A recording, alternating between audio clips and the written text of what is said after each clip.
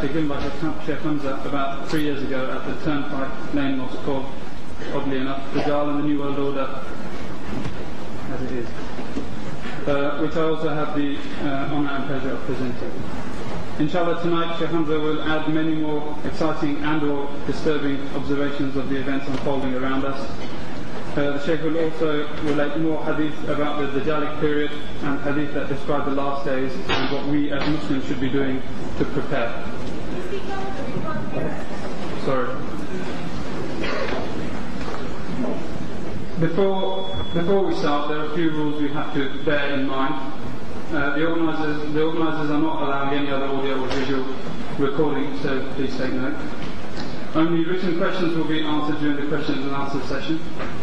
Only sensible questions will be forwarded to Sheikh Hamza. By that I mean questions related to the lecture, and if we have time, other questions will be exchanged, inshallah. Also, books and audio visual material are available outside, as you probably have already seen. And after the lecture, Sheikh Hamza will not really have much time to stay behind and chat like normally in most lectures, and we would request that nobody approach the stage at the end of the lecture. Before I hand you over to Sheikh Hamza, I would like to mention that tomorrow, inshallah, Sidi Muhammad Sharif will be giving a lecture here in this building tomorrow, Saturday the 6th of June at 1:30 p.m. on the subject of Arabic manuscripts in America and Africa, and the subtitle of which is Who Found America, Columbus or Someone Else? I would urge everybody to attend this lecture tomorrow, as it will prove to be enlightening and very interesting.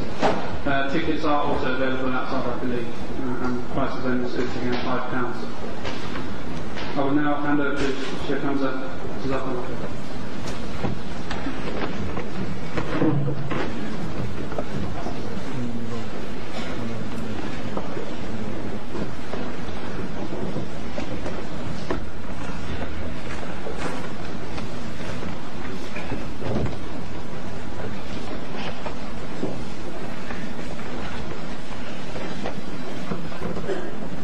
السلام عليكم.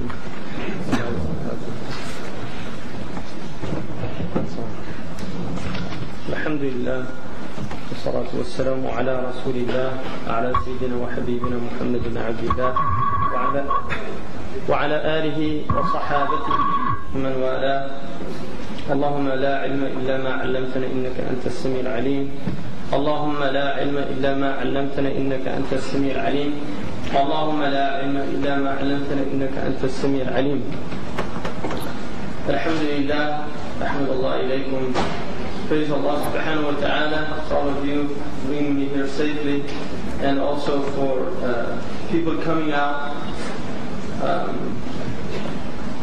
to inshallah benefit maybe with some insight. What I want to really do tonight, I don't have much more to say than I've already said in a lot of different talks. And so there's going to be some reiterations and maybe a few clarifications. But what I would like to say is that we're living in very powerful times right now. We are living in apocalyptic times. We're living in times in which change is happening at such a rapid rate, it's unprecedented in the history of human societies. The changes that are taking place now in the world are unprecedented. If you look, for instance, at the word innovation, in Old English, if you see the word in Shakespeare's plays, it always has a negative connotation. Innovation was seen as something that was negative. It was seen as something that was disruptive to societies. When you innovated, you created a disequilibrium that would need to reestablish itself after a period of time. And I think for the Muslims, the idea of innovation tends to have a negative understanding. If we say in the Arabic language innovation, the word is bid'ah. And generally bid'ah has a negative connotation, although it's not considered to be a bid'ah lughawiyya or a linguistic innovation, but rather a bid'ah shar'iyya, or an innovation that relates to the sharia, that relates to Allah subhanahu wa ta'ala's laws. And so the Muslims at their scholastic level understand the differences, but at the level of the person on the street, and this is called a haqiqa urfiyya, or a something that is not related to a linguistic meaning nor to a sharia meaning or a legal ruling, but rather a customary meaning amongst the people. And in customary practice, bid'ah has a very negative connotation. And yet, this is an age in which there is constant ibda' in Arabic, constantly. In fact, there are people, particularly in the West, that work night and day to innovate. And they see that innovation is really the pinnacle of their civilization. They see that bringing new, see the new. But it's similar to the old story of Aladdin.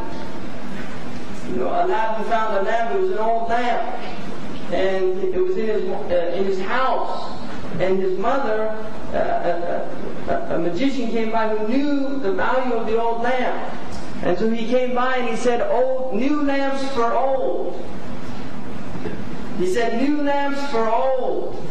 And the woman, not understanding the value of what she had, said, "Who wants an old lamp when you can have a new lamp?"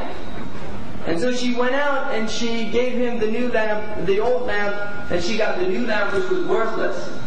And this is a story that has wisdom in it. You're often invited to something new, but the cost of that new thing is a rejection of the old ways. Now, to give you an example, when television was first introduced into Western culture, people really didn't want to watch it. First of all, the screen was incredibly small.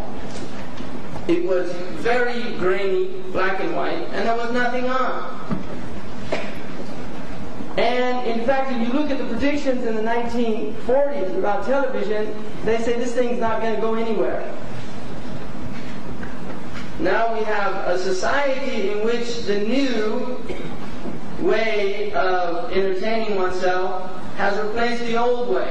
The old way was that human beings actually sat together and talked and discussed things. And the new way is that they watch cathode rays flickering out in darkened rooms all over the globe. In fact, this city has millions of people doing just that while you're here listening to somebody actually speak, a human being, not on it. They'll put it on screen soon enough, right?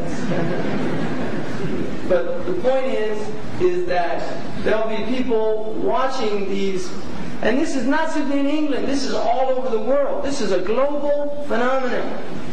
And we have to realize the power that this phenomenon is taking over. But the point being is that this innovation, this constant quest for the new, and this is why in their advertising they're always saying new and improved, constantly flashing, new and improved. And this is the idea that modern man has, that the old has no value in it. New lamps for old. We'll replace your old lamps with new lamps. Now, unfortunately, the Muslims have traded their old lamp as well. And the old lamp worked. You could get things done with it. But they stopped believing that at a certain point. And they suddenly began to say, we need to innovate. We need to also do what the West has done in order to catch up with them. So, the time that we're living in is a time of massive